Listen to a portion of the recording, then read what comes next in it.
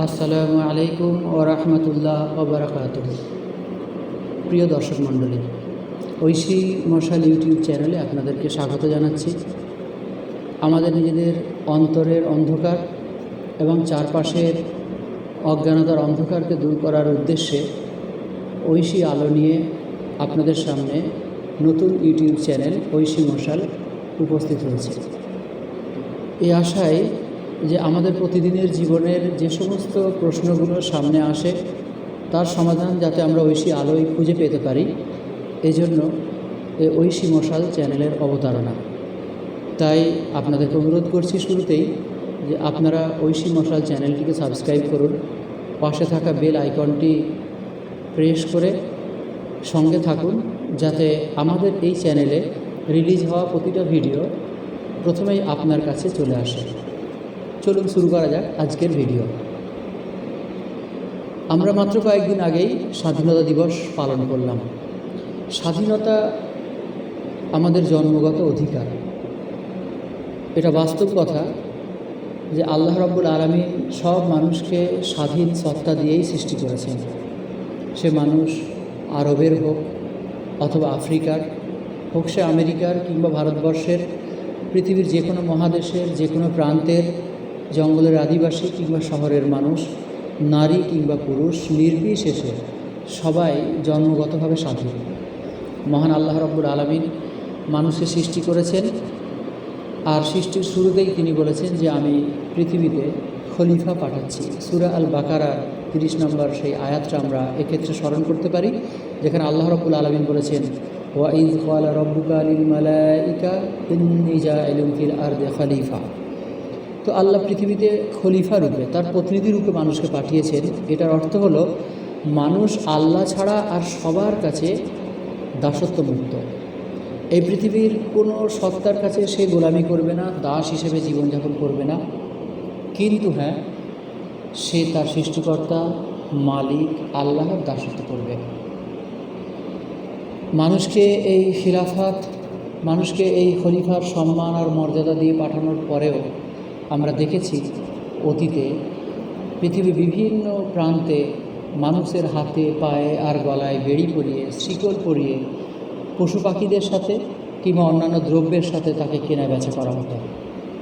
মানুষের কেনা বেচার এই যে বাজারগুলো হয়তো এখন বন্ধ হয়েছে মানবতাবাদী মানুষের প্রচেষ্টার ফলে, কিন্তু দাসত্ব বন্ধ হয়নি। দাসত্বের রকম ফের হয়েছে মাত্র। মানুষের স্বাধীনতাকে হরণ করার জন্য আজকে সবলেরা দুর্বল জনপদের উপর আক্রমণ করে, হামলা চালায়, সেই দুর্বল জনপদকে গ্রাস করে। সেখানকার মানুষের ধর্মীয় স্বাধীনতার অধিকার তাদের ধর্মস্থান থেকে বের করে দেওয়া হয়, তাদের নিজেদের বাসস্থান থেকে বের করে দেওয়া হয়, আর বছরের পর বছর তাদেরকে শরণার্থীর মতো মাথা গুঁজে পোকামাকড়ের মতো শরণার্থী শিবিরের জীবন কাটাতে হয়। এটা আজকের নব্য দাস প্রথার নামান্তর মাত্র। আজকে হয়তো দাস কেনাবেচার, মানুষ কেনাবেচার সেই বাজারগুলো বন্ধ হয়েছে, কিন্তু মানুষকে অর্থনৈতিক গোলামে পরিণত করা হয়েছে। অর্থের কারণে এক দেশ আর এক দেশকে ঋণ দিয়ে, ধনী দেশ গরিব দেশগুলোকে ঋণ দিয়ে সেখানকার পুরো জনপদকে গোলামে পরিণত করেছে। আর তার থেকেও ভয়ঙ্করভাবে মানুষের স্বাধীন সত্তাকে একেবারেই গোলামির আষ্টেপৃষ্টে বেঁধে ফেলা হয়েছে যে ময়দানে, তা হচ্ছে সাংস্কৃতিক অঙ্গন। বিশ্বের বিভিন্ন প্রান্তের সাংস্কৃতিক আগ্রাসনের মধ্য দিয়ে বিভিন্ন মানুষের ধর্মীয় স্বাধীনতা, তাদের সংস্কৃতি, তাদের খাদ্য পোশাক রুচি, তাদের কথা বলার স্বাধীনতা, তাদের গান গল্প কবিতার স্বাধীনতাকে সুকৌশলে হরণ করে নেওয়া হয়েছে। এমনভাবে হরণ করা হয়েছে যে তারা সাংস্কৃতিক গোলামে পরিণত হয়েছে এবং তারা জানতেই পারে না। অথচ এমনটা হওয়ার কথা ছিল না। এমনটা হয়েছে মূলত এই জন্যই, কারণ মানুষ ভাবতে শুরু করেছে তার নিজের জীবন, তার নিজের এই জীবন আচরণ, তার এই যে শরীর, এটা তার নিজের, আর এর ওপরে আর কারো অধিকার নেই। সুতরাং এটাকে সে নিজের মতো করে ব্যবহার করবে। এই মানসিকতা মানুষকে স্বেচ্ছাচারী করে তুলেছে, এই মানসিকতা মানুষকে স্বৈরাচারী করে তুলেছে। স্বাধীনতা মানুষের জন্মগত অধিকার, কিন্তু স্বাধীনতা ততক্ষণই তার জন্য এবং তার চারপাশের জন্য কল্যাণকর যতক্ষণ সে স্বাধীনতার সাথে নীতিনৈতিকতার মেলবন্ধন ঘটাবে। নীতিনৈতিকতার অর্থ হলো তার যে সৃষ্টিকর্তা মহান আল্লাহ, তিনি মানুষের জন্য যে নীতিনৈতিকতার বিধান দান করেছেন, সেই নীতিনৈতিকতাকে যতক্ষণ মেনে চলবে ততক্ষণ তার স্বাধীনতা তার নিজের জন্য কল্যাণকর, চারপাশের জন্য কল্যাণকর।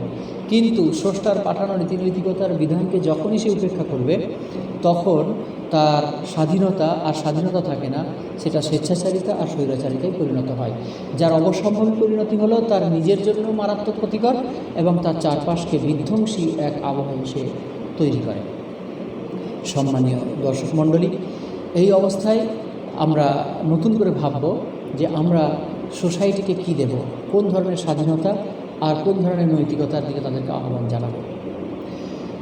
মানুষের এই যে স্বাধীনতা, এই স্বাধীনতা মানুষকে দেয়া হয়েছে শুধু এই জন্যই, এই স্বাধীনতাকে ব্যবহার করে মানুষ কেমন জীবনযাপন করে তা আমাদের সৃষ্টিকর্তা আল্লাহ রাব্বুল আলামিন দেখতে চান। তিনি কথা পবিত্র কোরআনের সূরা আল মুলকের 2 নম্বর আয়াতে বলেছেন। আল্লাহ রাব্বুল আলামিন বলেছেন, আল্লাযী খালাকাল মাউতা ওয়াল হায়াতা লিয়াবলুয়াকুম আইয়ুকুম আহসানু আমালা। আল্লাহ রাব্বুল আলামিন বলেছেন, আমি মৃত্যু আর জীবনকে সৃষ্টি করেছি এই জন্য, কারণ আমি দেখতে চাই তোমাদের মধ্যে কর্মের দিক থেকে কে নীতিনৈতিকতা সম্পন্ন, কে সব থেকে ভালো। আল্লাহ রাব্বুল আলামিন এটা চেয়েছেন। সুতরাং আমাদের এই স্বাধীনতা এটা পরীক্ষা মাত্র। আল্লাহ দেখতে চান যে এই স্বাধীনতার অপব্যবহার করি নাকি স্রষ্টার পাঠানো বিধানের কাছে মাথা নত করে এই স্বাধীনতা দিয়ে নিজের আর নিজের চারপাশকে সুন্দর করি। আজকে মানুষ স্বাধীনতার নামে, অবাধ স্বাধীনতার নামে, আরও বেশি স্বাধীনতার নামে তারা জীবনকে উপভোগ করার নানান ফন্দি ফিকির এবং আয়োজন শুরু করেছে। আমরা দেখতে পাচ্ছি স্বাধীনতার নামে নারী আর পুরুষের অবাধ বিচরণ, অবাধ স্বাধীনতার নামে অবাধ যৌনাচার। আমরা দেখতে পাচ্ছি স্বাধীনতার আকাঙ্ক্ষায় বিভোর হয়ে পুরুষে পুরুষে, নারীতে নারীতে বিবাহ এবং যৌন সম্পর্কে লিপ্ত হওয়া। স্বাধীনতার কথা বলে ঘরে একটা পত্নী রেখে বাইরে একাধিক উপপত্নী, কিংবা ঘরে একটা স্বামী রেখে বাইরে একাধিক উপস্বামী রাখা। আজকে সোসাইটির অবস্থা এমন যে স্বামী স্ত্রী পরকীয়ায় লিপ্ত হয়েছে, ফলে ঘরে তাদের মধ্যে অশান্তি, নিত্যদিনের ঝগড়া, প্রতিদিনের বিবাদ, তা একসময় মারামারি এবং খুনোখুনিতে অথবা স্বামী স্ত্রীর মধ্যে বিচ্ছেদে পরিণত হয়। এর অবশ্যম্ভাবী পরিণতি হলো এই সমস্ত পরিবারগুলোতে যে সমস্ত শিশু জন্ম নেয়, সেই শিশুরা পিতামাতার এই জীবন আচরণ দেখতে দেখতে একটা সময় তারা বদমেজাজি, রাগী, স্বার্থপর এবং অনেকাংশে তারা খুনিও তৈরি হচ্ছে। আপনারা হয়তো দেখেছেন, প্রতিদিনেরই প্রায় পেপারে এটা আসে যে পাশ্চাত্যের বিভিন্ন দেশে ছোট্ট বাচ্চা তার স্কুলে এয়ারগান নিয়ে গিয়ে গুলি চালিয়ে একাধিক ছেলে মেয়েকে, তার সহপাঠীদেরকে অথবা শিক্ষককে হত্যা করে দিচ্ছে। এই যে ফ্রাস্ট্রেশন তাদের মধ্যে, এটা পিতামাতার ওই তাদের মধ্যেকার গণ্ডগোল, তাদের মধ্যেকার দৈনন্দিন যে ঝামেলা, এটা বাচ্চাদেরকে প্রভাবিত করে। অবাধ স্বাধীনতার নামে তারা অবাধ যৌনাচার এবং সমকামিতার মতো অপরাধে লিপ্ত হওয়ার পরিণতিতেই এইডসের মতো মারাত্মক ব্যাধি মানব জাতিকে ঘুরে ঘুরে খাচ্ছে। শুধু তাই নয়, আমরা দেখেছি যে স্বাধীনতার নামে মানুষ স্রষ্টার পাঠানো নীতিনৈতিকতা ভুলে যাওয়ার কারণে তারা ব্যাপক হারে মাদকাসক্তে আসক্ত হয়েছে।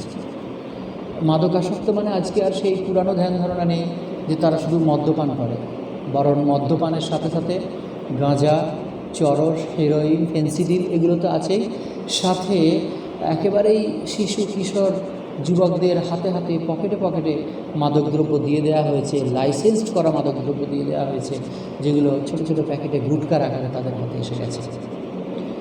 এই গুটকাগুলো কতটা ক্ষতিকর, এই মাদকাসক্তের পরিণাম তাদের জীবনে কত ভয়ঙ্কর, এগুলো নিয়ে শীঘ্রই এই চ্যানেলে পরিপূর্ণ একটা ভিডিও আপনারা পাবেন। ফলে মাদকাসক্তির উপরে আমি আলাদা করে কথা বলছিলাম, কিন্তু এটা অবশ্যম্ভাবী পরিণতি ছিল। অবাধ স্বাধীনতা মানব জাতিকে এই ধরনের একটা পরিণতিতে নিয়ে যেতই। মানুষ যত বেশি স্বাধীনতার প্রত্যাশা হয়েছে, সমস্যা ছিল না যদি স্রষ্টার পাঠানো বিধানকে, নীতিনৈতিকতার বিধানের উপরে ভিত্তি করে স্বাধীনতা ভোগ করত।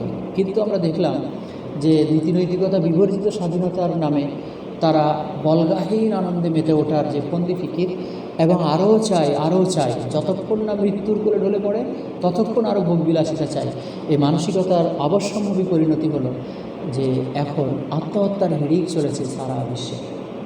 ছোট্ট ছোট্ট ফুলের মতো শিশু, ফুলের মতো তরতাজা যুবক অথবা যুবতী, জীবনটা শুরু করার আগেই জীবনটাকে তারা শেষ করে দিচ্ছে, জীবনটা উপভোগ করার আগেই জীবনটাকে তারা শেষ করে দিচ্ছে আত্মহত্যার মধ্য দিয়ে। কেন এমনটা হলো?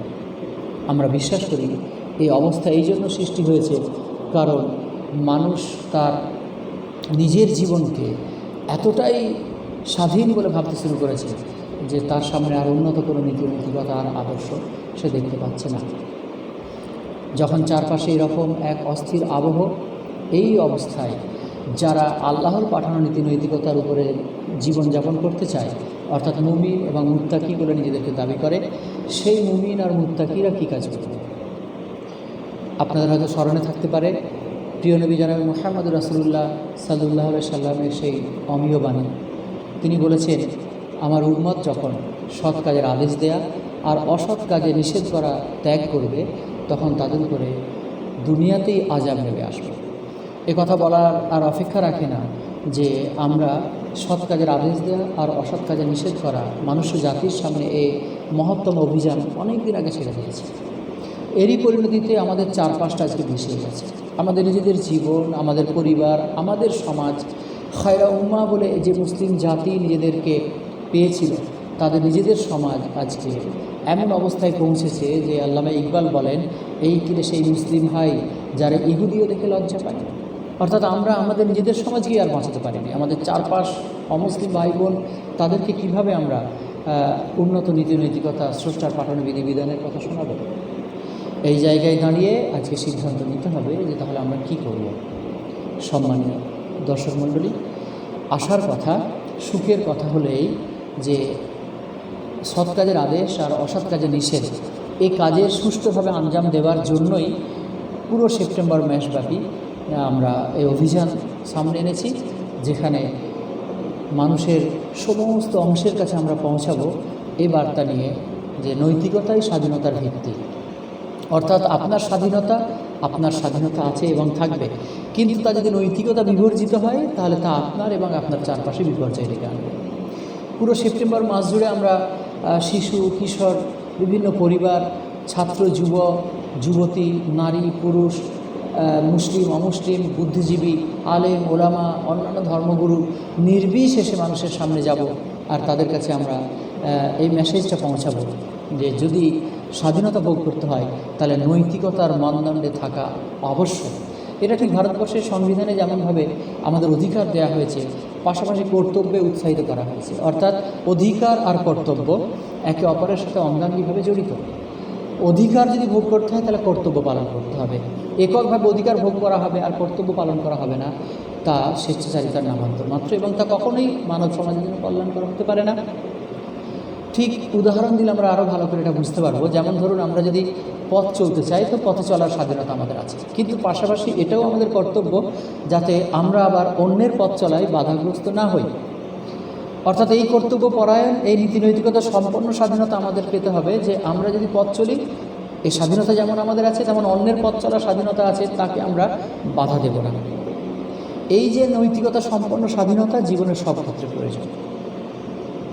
এখন প্রশ্ন হলো, নীতিনৈতিকতার এই পাঠ আসবে কোথা থেকে? এটা আমরা পাবো কোথা থেকে? কারণ মানুষের মধ্যে স্থান, কাল, পাত্র অনুযায়ী নীতিনৈতিকতার মানদণ্ড স্থির হয়। পৃথিবীর এক প্রান্তের মানুষ যেটাকে ভালো মনে করে, পৃথিবীর অপর প্রান্তের মানুষ সেটাকে ভালো নাও মনে করতে পারে। আজ এই 2024 সালে মানুষ যেটাকে নৈতিকতা সম্পন্ন ভাবতে পারে, 10 বছর পরে সেটা হয়তো মানুষের ধ্যান ধারণা বদলে যাবে আর সেটা নৈতিকতা সম্পন্ন নাও মনে হতে পারে। উদাহরণ দিই, যেমন ধরুন, পৃথিবীর এমন অনেক দেশ আছে যেখানে মদ্যপান কোনো অপরাধ নয়। এমন অনেক দেশ আছে যেখানকার মানুষ মনে করে যে মদ্যপান একটা স্বাভাবিক ব্যাপার এবং এতে অনেক কল্যাণ আছে। আবার পৃথিবীর এমন অনেক দেশ আছে যেখানে মদ্যপান শাস্তিযোগ্য অপরাধ এবং তারা বিশ্বাস করে যে মদ্যপান শরীরের জন্য ক্ষতিকর এবং মানব সমাজের জন্য ক্ষতিকর। এই যে মানুষের মধ্যে কন্ট্রাডিকশন, এই যে তাদের চিন্তার মধ্যে প্রভেদ নীতিনৈতিকতার ব্যাপারে, এটা স্বাভাবিক, কারণ মানুষের জ্ঞান স্থান কাল পাত্র দ্বারা সীমিত। মানুষের জ্ঞান এমন যে মানুষের পায়ের নিচে যদি একটা প্লাস্টিকের টিকটিকি বা আরশোলা জাতীয় পতঙ্গের প্লাস্টিকের পতঙ্গ রেখে দেওয়া হয়, আর মানুষের চোখটা বন্ধ করে বলা হয় যে বলো তোমার জুতোর নিচে কী আছে, সে বলতে পারে না। মানুষের জ্ঞানের অবস্থাটা এমন যে তার চোখেতে যদি একটা ছোট্ট পোকা পড়ে যায়, একেবারেই ক্ষুদ্রাতি ক্ষুদ্র একটা পোকা, তাহলে মানুষ যে দর্শনেন্দ্রিয় দিয়ে ওই পোকাটাকে দেখতে পেত, এই দর্শনেন্দ্রিয় তো আর দেখতেই পায় না ওটাকে, বরং অনুমানও করতে পারেন ওটা কত বড়। মানুষের মাথার পিছনে যদি কিছু রেখে দিয়ে জিজ্ঞেস করা হয় বলো এটা কি, তাহলে সে বলতে পারে না। মানুষের জ্ঞান এতটাই সীমিত, সেই মানুষ নীতি নৈতিকতার মানদণ্ড স্থির করতে পারে না। তা যদি সে করে তাহলে বিপর্যয় অবশ্যম্ভাবী, যেটা আজকে পৃথিবীতে হয়েছে। সম্মানীয় ভাই বন্ধুরা এবং প্রিয় বোনেরা, এই জন্য নীতি নৈতিকতার পাঠ আমাদেরকে গ্রহণ করতে হবে।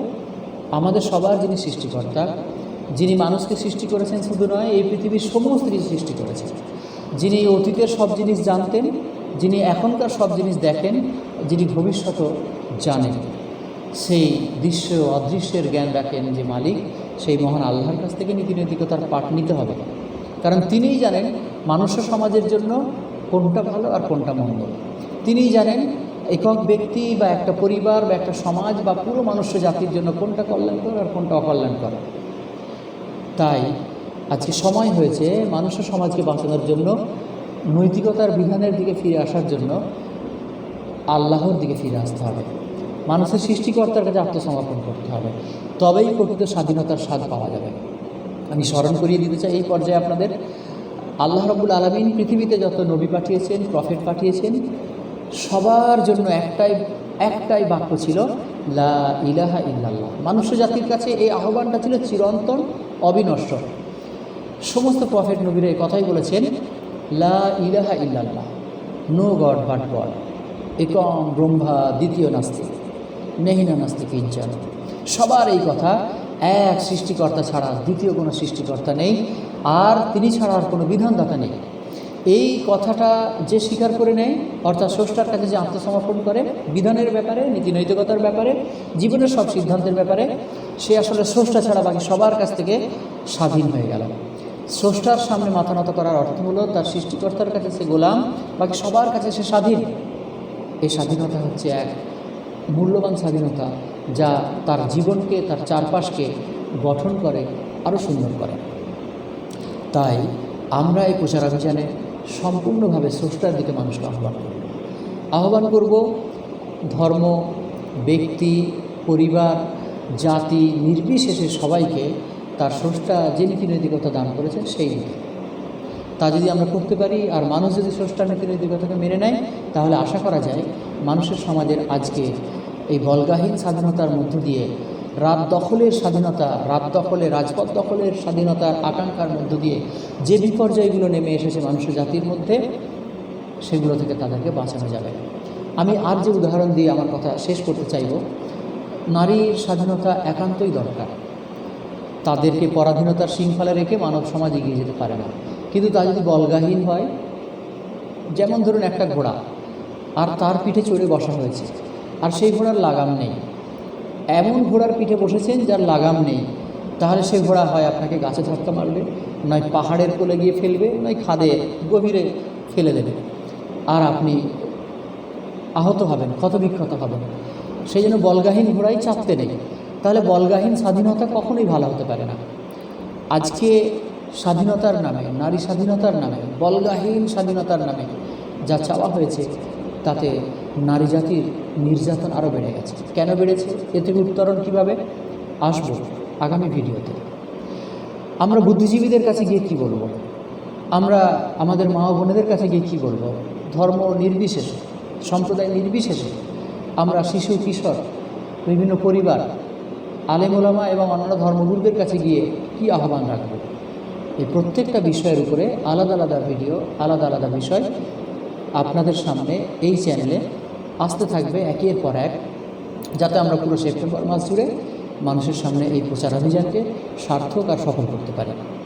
তাই সম্মানীয় দর্শক মণ্ডলী, আবারও আপনাদেরকে অনুরোধ করছি, এই চ্যানেলটাকে এখনই সাবস্ক্রাইব করুন এবং পাশে থাকা বেল আইকনটি ক্লিক করে দেন, যাতে প্রত্যেকটা ভিডিও এখানে আসার সঙ্গে সঙ্গে প্রথমেই আপনার মোবাইলের স্ক্রিনে ফুটে ওঠে।